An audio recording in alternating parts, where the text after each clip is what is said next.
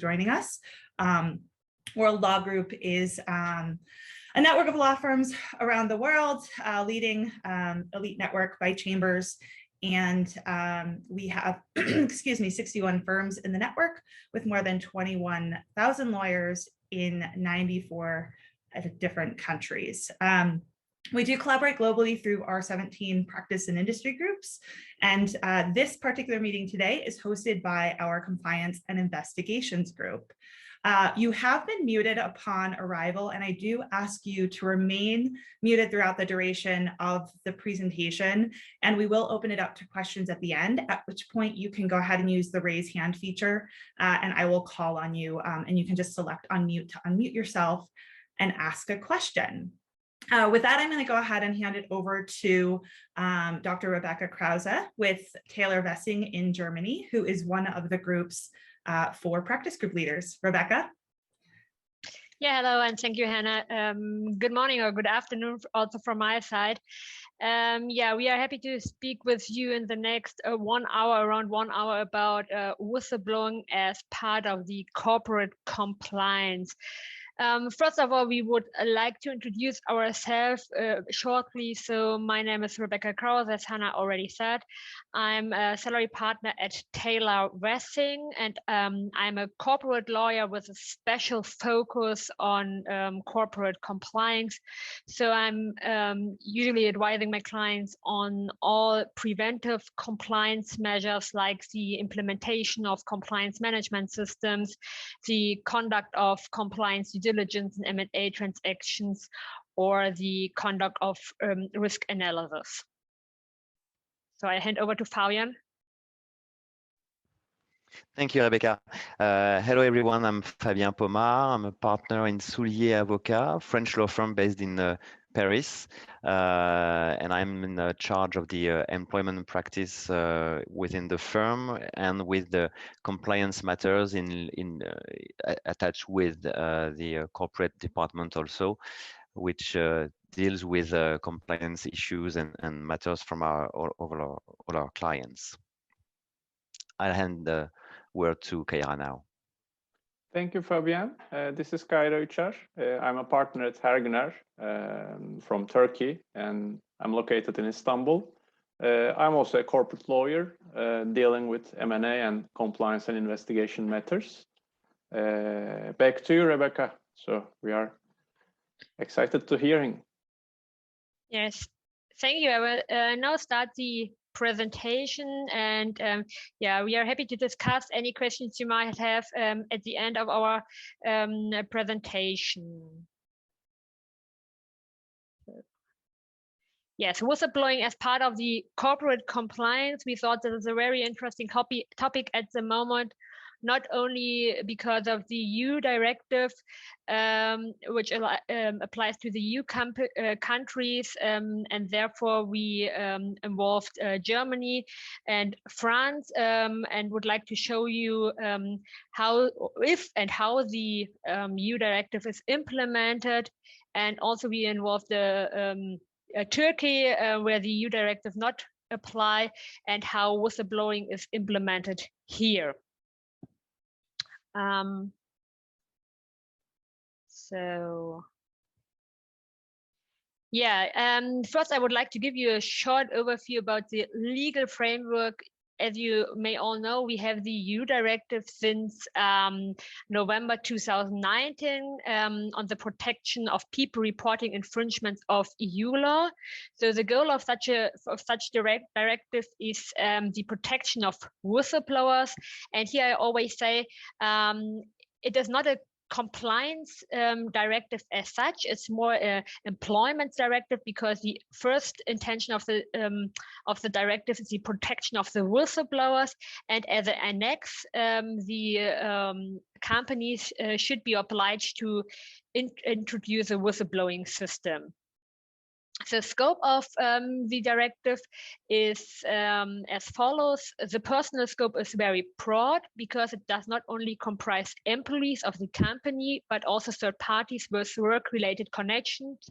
This could be freelancers or suppliers as well. The scope is rather narrow because it only comprises notifications of infringements of EU law. Here, the directive leaves room for the national legislator because the national legislator can also include the protection of whistleblowers reporting infringements of national law. The addressees of this directive are companies of the private sector, companies of the public sector, and communities. Regarding companies of the private sector, there's a transitional period of 2 years, meaning that for companies having 50 to 250 employees, the companies are only obliged to implement a whistleblowing system, or the directive is only applicable as of 2023. Here I would like to give you, in the next step, a short overview about the content of the directive, only the most important points. I do not want to go into detail. First, the directive provides for a tripartite reporting system consisting of an internal reporting channel, external reporting channel, and public. It's totally clear and stated that the whistleblower is only allowed to go to the public if he or she have used the internal or external reporting channels before. Regarding the internal reporting channels and external reporting channels, the directive leaves room for the national legislator again to choose whether the employee should use the internal reporting channel first, or can immediately use the external reporting channel. So here the national legislator has a right to choose. Then the directive says there must be a feedback process. So the employee must receive a feedback whether his or her report has been received and which follow-up measures have been taken. In addition, the third point is confidentiality. So the reporting channels must be designed in that way that the identity of the whistleblower is protected against third parties. And the fourth major point is transparency. So the companies are obliged to introduce the system to the employees so that they know about the system and how they can use it. The EU directive is not applicable directly, but has to be implemented into law. And here we would like to do a short poll with you, so a short survey. Hannah, if you could do that, and we would like to ask you whether you know the status in your country at the moment, because it's very different at the moment. So you should see something on your screen, and we would be happy if you could answer the questions now.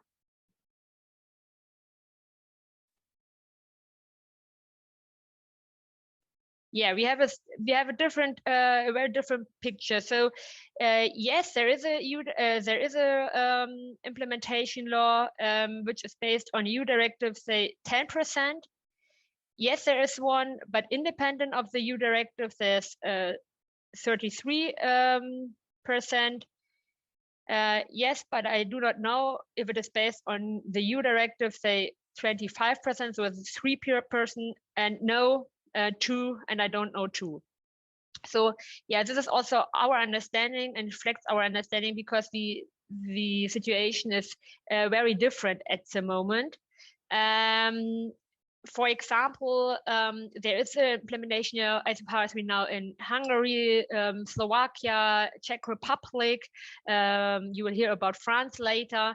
And I know in Poland there is a draft bill since a few days, I think since yesterday, published on the website. And in Germany, the situation is as follows. So we had a draft bill in Q1 this year, but this was not approved by the government coalition. Because it was not agreed by one party. The disputed points were first the implementation. The draft bill says that also the whistleblowers reporting on violations of national law should be protected. And second, the draft bill said that there should be an equal treatment of internal and external messages, meaning that the whistleblower can use the external reporting channel equal to the internal reporting channel, so that the employee can choose. And the one party was against it because they said that at the moment the companies are very burdened because of COVID-19 pandemic, and therefore Germany should only implement the minimum requirements according to the EU directive. So therefore, we do not have a law so far, and it's very unclear whether we will have an implementation law until the end of the year, because as you may know, we had elections some weeks ago, and now we have coalition negotiations, and it's questionable whether it will be the first activity of the new government to implement such a law. So it is more likely that we will not have a law until 17th of December. So what does that mean? Could we say the companies, it's not so important to have a whistleblowing system, so you can wait in Germany until we will have an implementation act? No, we always say no, because first of all, the whistleblowing system is part of a proper compliance management system. So as you may all know, the whistleblowing system is the major measure of the second pillar of the house of the compliance management system. The house of the compliance management system belongs of the three pillars: prevent, detect, respond, and the whistleblowing system is one of such pillar. So one measure of such pillar. And we always say, so if a company is serious in implementing a compliance management system, a whistleblowing system should be part of such compliance management system. And therefore, we see an actual obligation to introduce a whistleblowing system, which is completely independent from the EU directive and the implementation law. And it should be comply with the usual standard compliance requirements. And therefore, the companies should not leave it to the employees to have to decide whether a compliance issue is infringement of national law, of EU law, or only a bad behavior, because this would be a burden for the employee. And so the employee could refrain from any reports because he should be afraid that he is not protected, he or she, the employee, is not protected by the law. So therefore, by the whistleblowing system. So we always say, please introduce a whistleblowing system, allowing all reporting of all compliance issues, and then the whistleblowing team shall decide whether it is a real violation of law or maybe only a bad behavior. And so beside the fact that there's an actual obligation, there will be an implementation act also in Germany, if not this year, then the next year. In addition, if there is an international company, it may already be obliged according to implementation law under the foreign law.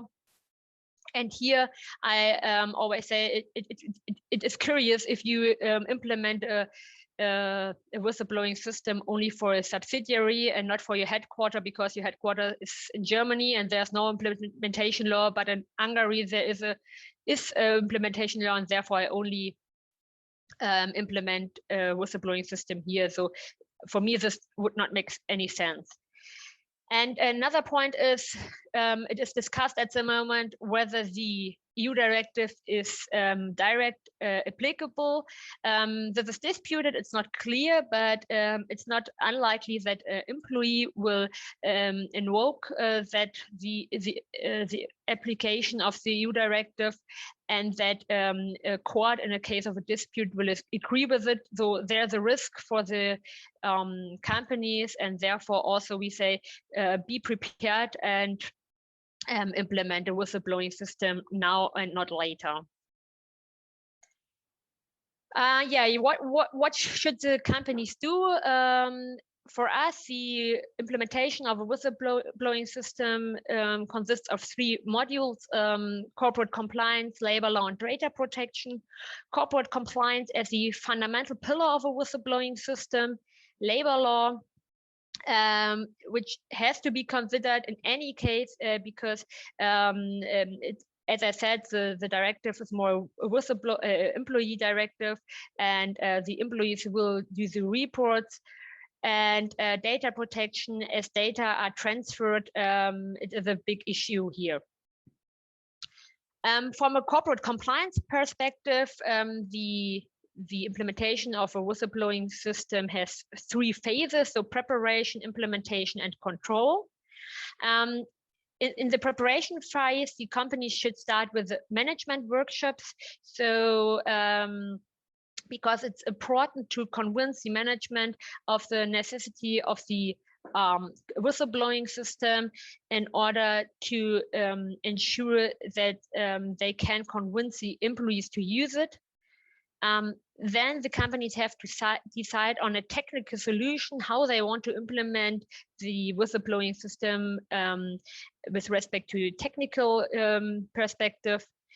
And on top, we always say the companies should do a risk analysis. This is not mandatory, but when they are doing a risk analysis, they get a first indication of any risks in their companies, and so that they can maybe better assess who should be behind the whistleblowing system, who should be part of the whistleblowing team in any case.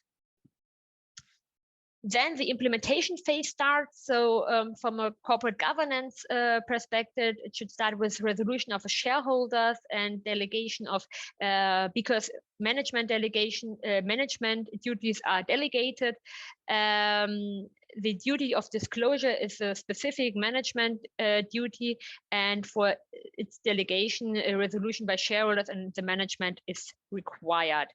In addition, the company should select the whistleblowing system. So who is behind the whistleblowing system?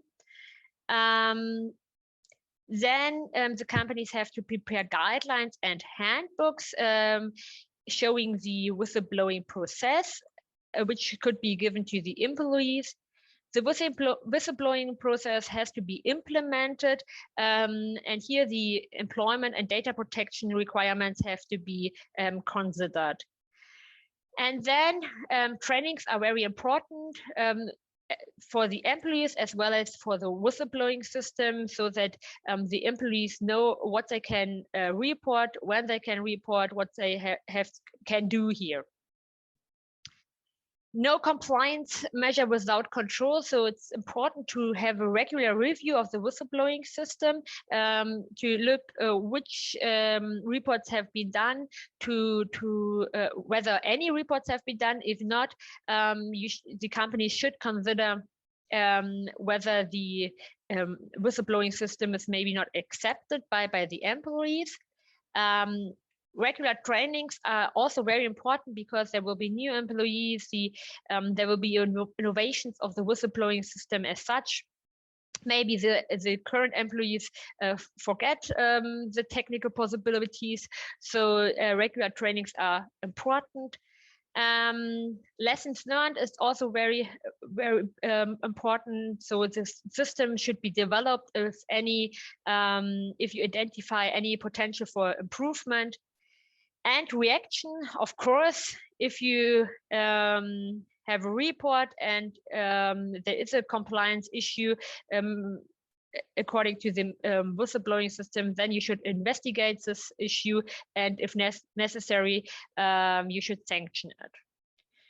So this was run through the requirements under corporate compliance from a German perspective, under German law. And I would now hand over to Fabien to tell you a bit more about the French implementation. Thank you.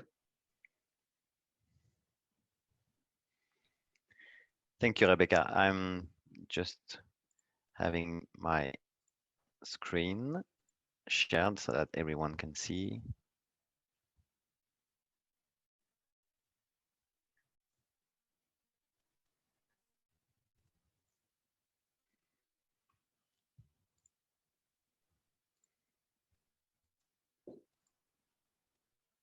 Does it work? Is anyone? It looks good now, okay? Fabian.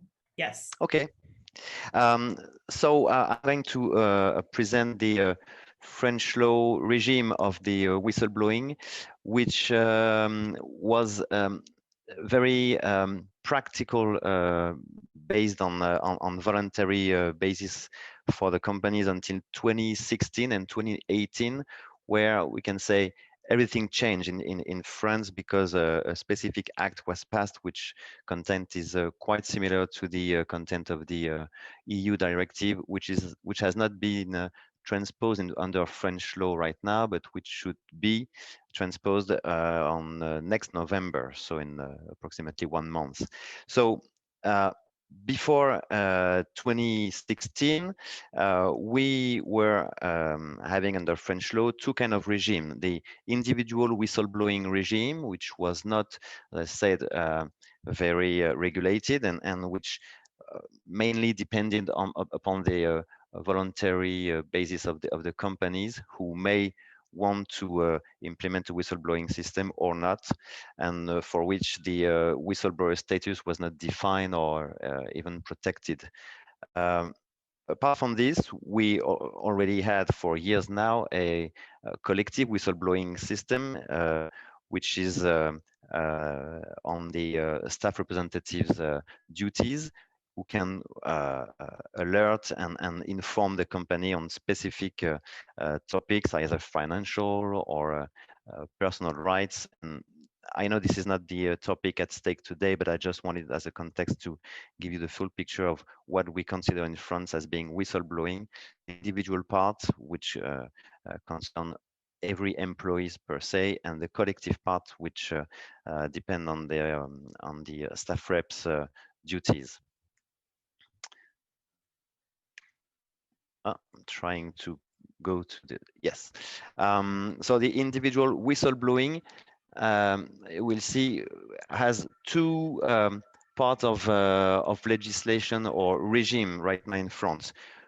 Every whistleblowing system which was set up in companies prior to 2016 was made on a very voluntary basis and was not part of any legislation, so that basically companies could draft every ethical chart they wanted without with the only constraint to respect labor law and rights of the employees, of course, plus data protection constraints and obligations under French law.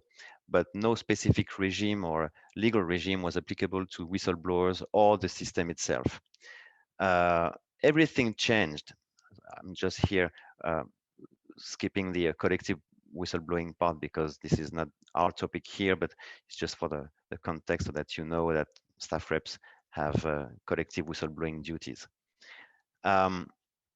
Before 2016, specific pieces of legislation were passed, but concerned mainly specific matters or industrial sectors such as finance and banking, and specific topics such as corruption, health and safety, environmental matters, but we did not have any global legal regime framing the whistleblowing system and whistleblowers. But as I said, everything changes in 2016, where a specific act called the Sapin law, Sapin being the member of the parliament who prepared the law, and which created a specific regime and a specific set of rules governing the whistleblowing, and which framed most of the whistleblowing matters in France. Firstly, the Act gave finally a definition of what is a whistleblower. So whistleblower in France right now, waiting for the directive to be transposed, a whistleblower is an individual disclosing or reporting in a disinterested manner and in good faith a crime, an offense, a serious and manifest violation of an international commitment duly ratified or approved by France, of a unilateral act of an international organization taken on the basis of such a commitment or the law, or of regulations, or a serious threat or prejudice to the general interest of which he or she has personal knowledge.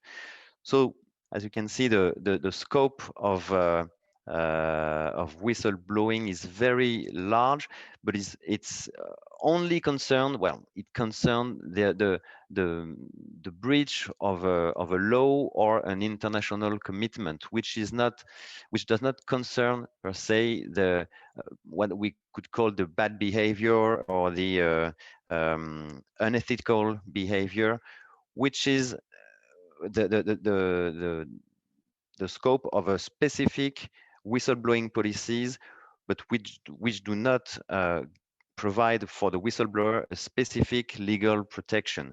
Only the topics here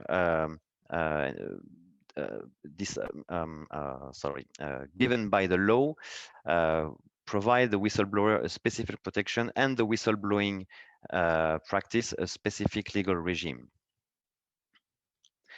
First, to be considered as a whistleblower and then to be provided with a specific protection by the law, the whistleblower has to act that's the first criterion, in a disinterested manner, which is something which is not provided by the EU directive, which is an additional criteria which was provided by French law. Disinterested manner means that the whistleblower has no specific and especially financial interest in disclosing or whistleblowing something. The second criterion that we can find in the EU directive is that the whistleblower acts in good faith, knowing that when he is reporting the facts, he knows that the facts, or he truly believes that the facts are real, and that, frankly speaking, he's not lying. And this allows to avoid slanderous reports, of course. The third criterion is that the employee or the former employee, someone inside the company, has a first-hand knowledge of what he is reporting, which means that he cannot be purely external to the company and report on a hearsay or someone told me that someone knows kind of information. He has to be part of the organization where he or she reports the facts. And fourth criterion is that the person, the whistleblower, has to be a person and not a legal entity or a company. With all these criteria, the whistleblower will be considered as a real whistleblower, triggering a specific protection attached to this specific status. What is the protection of the whistleblower?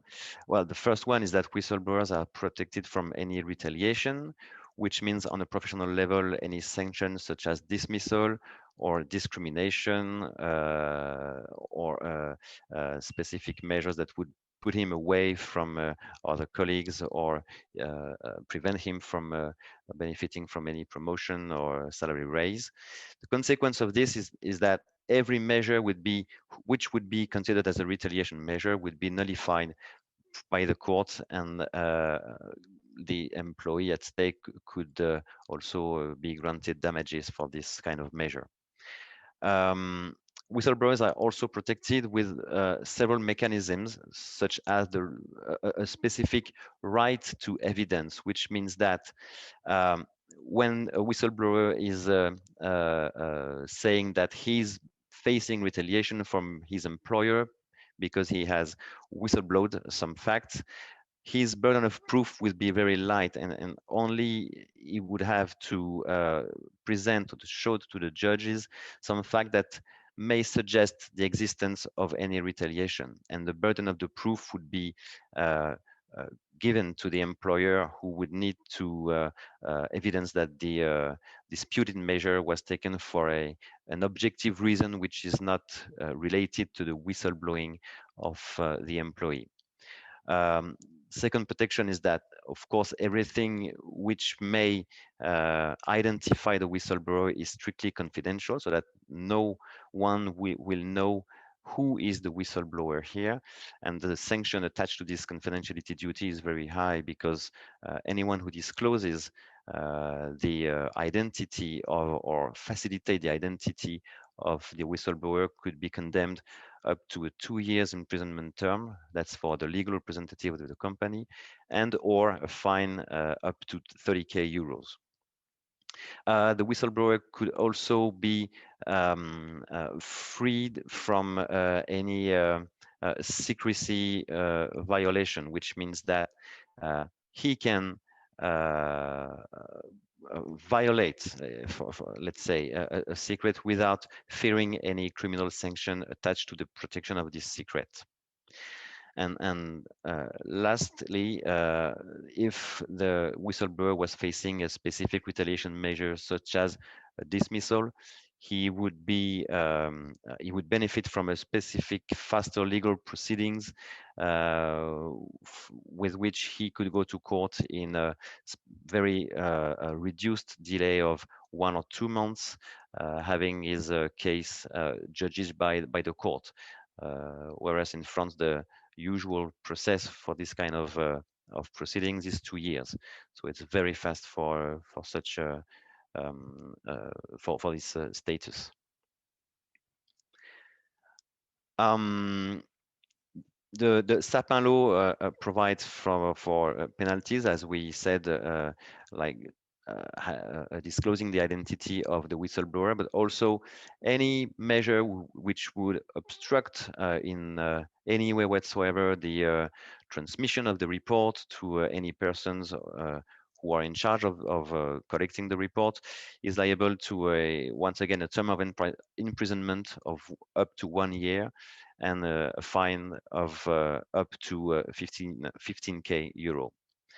The whistleblower also may be subject to a specific penalty if it is evidenced that the allegations were false, or that he would get a specific benefit from whistleblowing false allegations. And this would be made through the classical condemnation for defamation, where he could be liable for a fine of up to 30k euros for the whistleblower.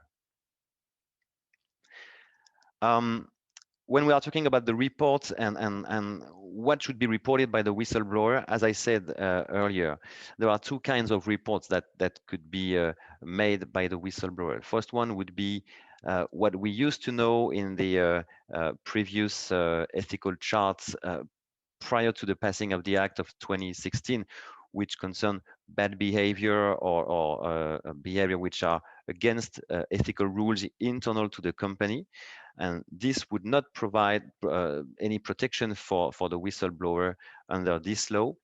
But for the reports, the violations as mentioned in the slide here, these reports would provide specific protection for the whistleblower. And these facts or reports concern crime or wrongdoings, let's say misconduct against the law, serious and manifest violation of either international commitment or internal law or regulations, or what is considered as a serious threat or prejudice to the general interest, which is a very broad definition and which can allow quite numerous reports from the employees.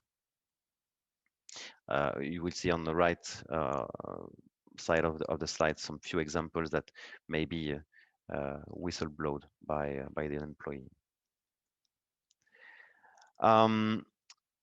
when I said that everything changed in 2016 and 2018, 2016 means the Sapin law, which enacted a specific protection for the whistleblower and a specific status. But 2018 put another obligation for French companies, meaning that French companies of 50 employees and more are compelled to set up a specific whistleblowing policy with a specific reporting process that has to be made available to every employee. So it's a very important obligation. Practically speaking, it's been 3 years that this act was passed, and no, the majority of the companies of 50 employees and more, between 50 and 300 employees, are not yet provided with this kind of whistleblowing process. So it's starting, but it's taking a little time. But this has been an obligation for 3 years now for every employers with at least 50 employees.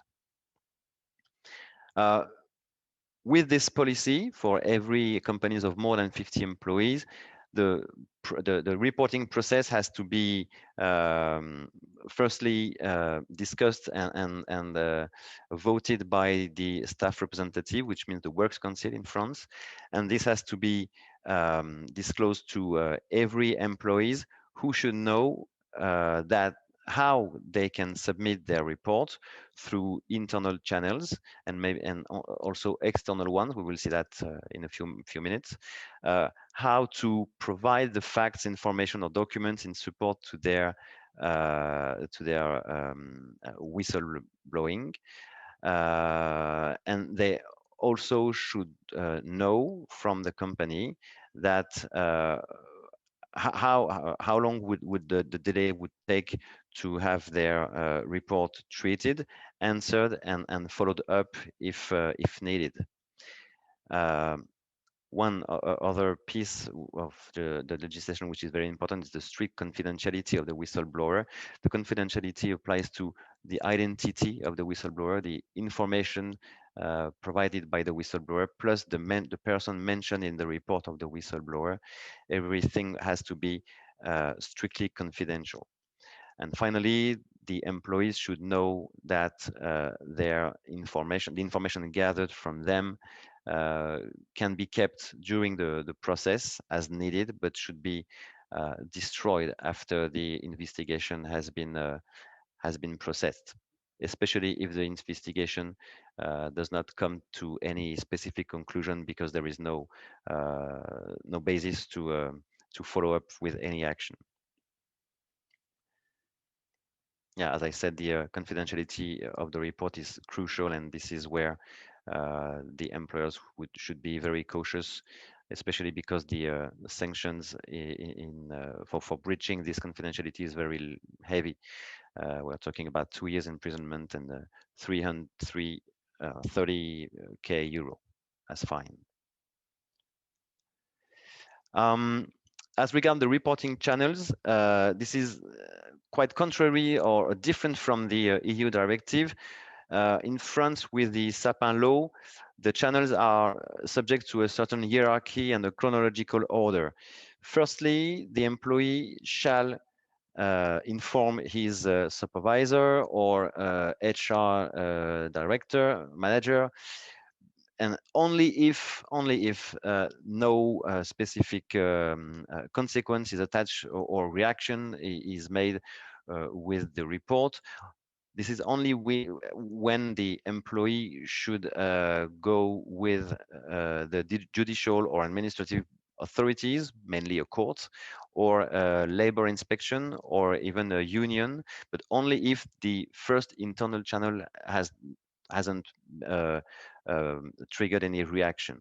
And only if this second channel, the external channel, has not been processed within a 3 months period, only in this scenario the employee can report with the public channel, with the press, and outside the courts and the company.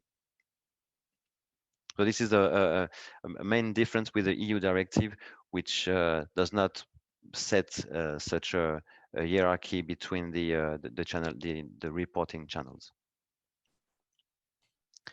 When the recipient of the report acknowledges and receives a report from an employee, he has to follow a strict process. First is that he has to acknowledge the receipt of the report to the whistleblower. He has to examine the admissibility of the report within a reasonable period of time, with no such no specific delay is mentioned here, contrary to the EU directive, which provides for a delay of analysis of the report. And then he has to conduct an investigation.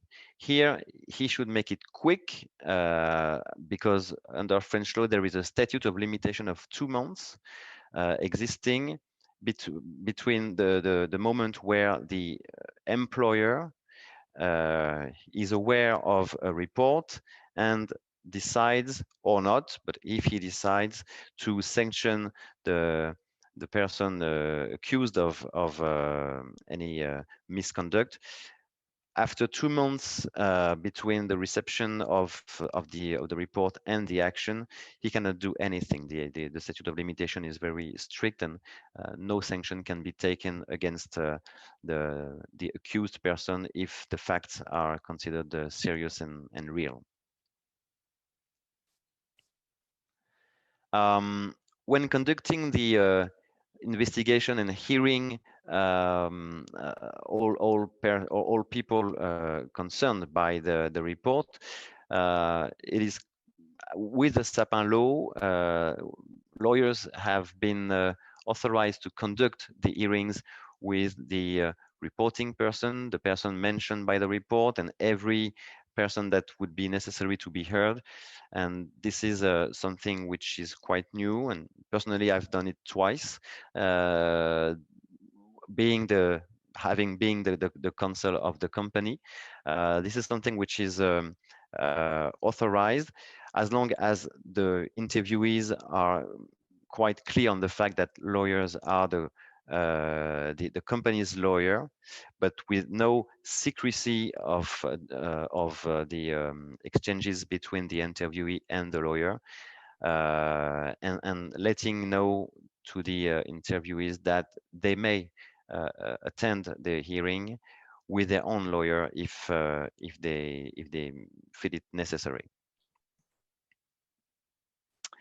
So the main difference, if we summarize, between the Sapin law, which is quite complete and which defines, which has been defining for 5 years now, a concrete and precise status of the whistleblower, with the EU directive, is that the use of internal channels is not the same in France and in the EU directive, as there is no hierarchy of reporting channels with the EU directive. The protection of the whistleblower has been extended by the EU directive to the facilitators, who are persons assisting the whistleblower in making the report. We do not have any such protection in France, and mainly speaking, the directive does not provide for the notion of acting in a disinterested manner, as we do have in France, which is the one of the 4 criteria that define a whistleblower. But the Parliament here has been proposed that this criterion, in light of the EU directive, be redefined as only scoping and limiting this definition as taking a financial interest in having the report made, which is narrowing the definition of disinterested people, disinterested manner. So that basically it. I'm sorry, I had quite a lot of slides, so I had to rush a bit just to let you know how the French regime was in frame right now. But what we have to keep in mind is that French law already has a quite a well-defined regime, and which applies mandatorily to every companies having 50 employees and more, which is very important and which is subject to sanctions if companies do not comply with this obligation. So I will hand it to Kaira now, who will let you know how the Turkish system is in framing whistleblowing policies. Thank you, Fabian. I'm sharing my screen right away. I think you have it now.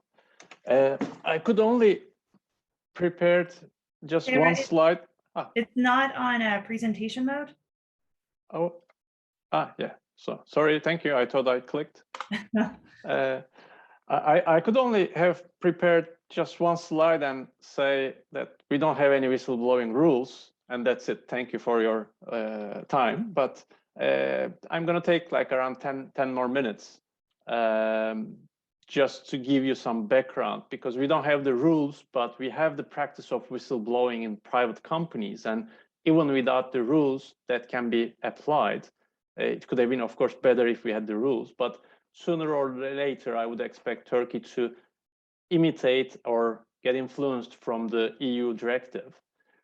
Just one tip, when we try to translate whistleblowing to Turkish as a word-by-word translation, it doesn't make any sense, and it's not possible to convince employees that this is a good thing. So we generally use the terms like hotline or notice line, that type of wording. I mean, there might be similar issues in different languages as well. There are some international agreements that helps a bit, not fully, but Turkey is a party to the UN Convention in terms of protecting the whistleblowers. But unfortunately, there is no specific local law that reflects this UN Convention yet in full. So the biggest issue for the whistleblowers is the retaliation issue in Turkey for the moment. If the employer is willing to implement a whistleblowing system in a proper way, then of course they should protect the employees. But otherwise, when you make any whistleblowing about your co-employees, if there is no such protection coming from the employer, then you are, as an employee, you are open to retaliation, which is a critical issue. Turkey is also a party to ILO convention. This is about filing complaints against the employer, and this is also reflected in the local legislation. The labor law has a similar protection for the employees who make a complaint against the employee who breached a law or regulation, any applicable legislation. I've just mentioned, under the criminal code, there's a vague protection, which is not unfortunately used in practice because of its wording. There is not even a single precedent under this piece of law, this article of criminal code. Like, it basically gives an obligation to individuals to report any crime that is in progress, but it doesn't function in practice.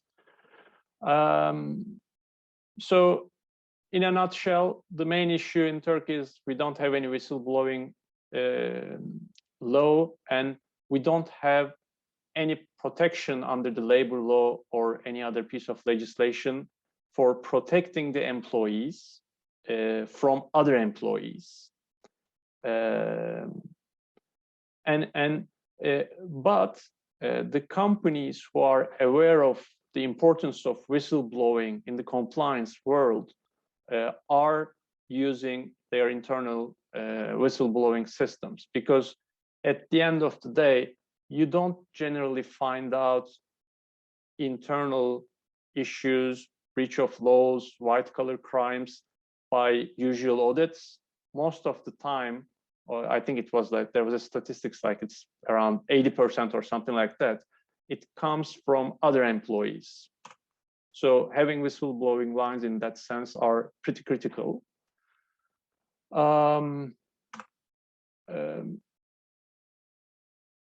One area that the employers must be careful when introducing their own whistleblowing rules is the data protection, because because there is no specific whistleblowing rule, there's also no specific regulation under the data protection legislation, and it's critical how you treat any notification received by an employee or a third party about another employee doing something. So you have to have your rules from day one in place, otherwise it may be too late. And even if you try to make an internal investigation to find out something wrong, you may also be doing something wrong by breaching data protection rules. So that's an area that is critical to be careful about. I'm going to skip these parts. Rebecca has addressed how to implement whistleblowing systems. So this is basically a repetition of that section. And one final thing I would like to mention, for those who haven't seen, I would recommend to watch the movie Official Secrets. Katerina Gunn was the person who whistleblowed how the war in Iraq was initiated, although there were no sufficient evidence. I mean, I quoted here what she said. It's not an easy road to take. For that reason, we have to change the system so that people are protected in the future. Thank you for listening, and I suggest when you have time, if you haven't, try to watch that movie. So back to you, Rebecca, and if there's any questions, we'll be happy to answer. Yeah, thank you, Kyra and Fabien, for the information for France and Turkey. So if you have time, we have time for any questions you may have. So yeah, we can start our Q&A round. Of course, we know we had 1 hour session behind us. So, but if you have any question, please ask them. I know, Rebecca, we had a couple of folks ask questions in the chat, which I do believe we had either one of our panelists or attendees responding to. So thanks for using the chat for that. Does anybody else have a question? If you would just want to raise your hand and can unmute. Otherwise, I will circulate the recording soon with the contact information for our speakers. Yes, I have a question. Go ahead, Ivan. Yes, in Europe, here in Mexico, we don't have that sophisticated legislation or anything like that. But in your countries, what happened if the report made by the whistleblower results to be false or vicious or just going against someone specifically to affect him? Is there any, I mean, you have a non-retaliation policy, but in case everything results to be false and just to affect someone personally or directly, how would you manage, or what the legislation in your country say about that?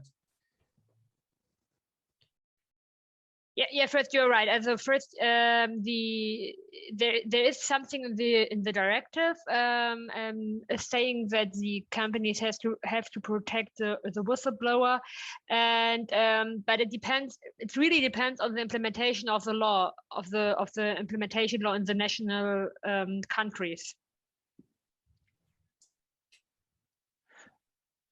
As far as French is concerned, any false or vicious declaration, if evidence as such, would be sanctioned through defamation condemnation before the criminal court, and could lead to specific sanctions up to dismissal for gross misconduct if it can be prove that the employee was lying, perfectly knowing that he was lying in a vicious manner.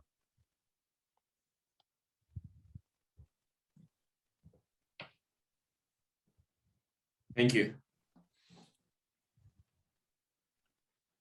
Thanks for the question, Ivan. Anyone else? I have a very quick question. Hannah, how are you? This is Guillermo from Hi, Argentina. Guillermo. Hi.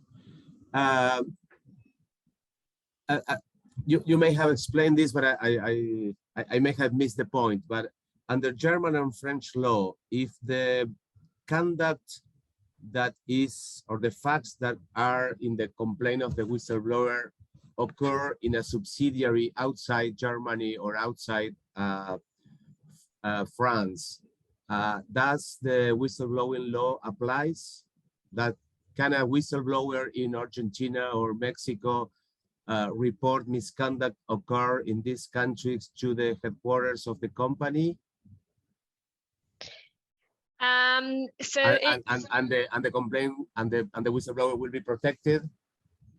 Yeah, the if the whistleblower is in Mexico, for example, and the employee has to use the whistleblowing system in Mexico. So the EU Commission says, I think 2 or 3 weeks ago, that each company has to have its own whistleblowing system, also in a group. There are some exceptions, but in general, there must be a whistleblowing system for each company. And then the employee has to use its whistleblowing system in its country. If